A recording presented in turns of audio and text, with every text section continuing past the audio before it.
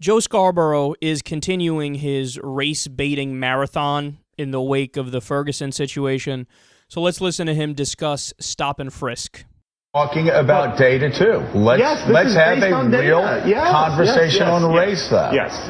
If you're a black cop and you see me walking down the street and you see an 18-year-old black guy walking down the street in the South Bronx and you're told to stop and frisk, and your job is to stop crime based on data. And you're the one that brought up data, Yep. So I have no problem asking this question.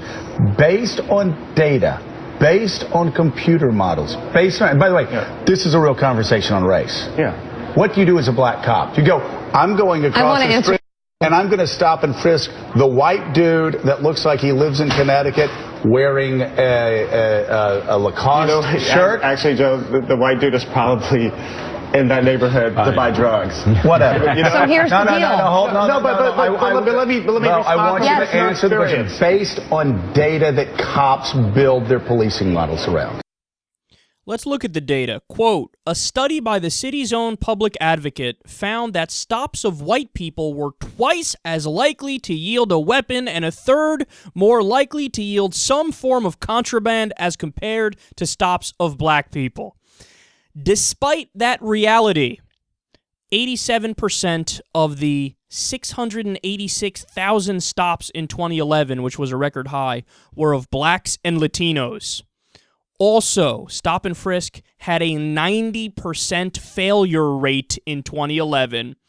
And in the first 3 months of 2013, when the numbers of stops fell by 51% from the same period last year, the crime rate dropped as well.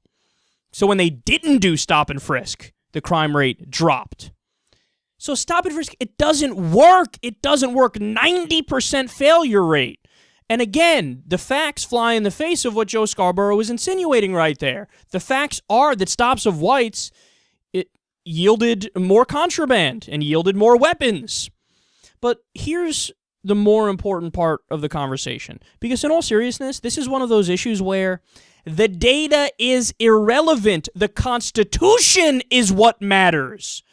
Understand something. This is the United States of America. You have a Fourth Amendment protection from unreasonable searches and seizures. The cops can't just search you on a whim or search you because of your race or you're in the wrong place at the wrong time or they happen to be in a bad mood. That's the whole idea behind the Fourth Amendment. And meanwhile, his whole conversation is predicated on the idea that we should live in a militarized police state where they say to you, okay, I don't like you. Come over here. We're going to search you and we're going to try to find something wrong and then we're going to arrest you. So what happened to right to privacy? What happened to protection from unreasonable searches and seizures?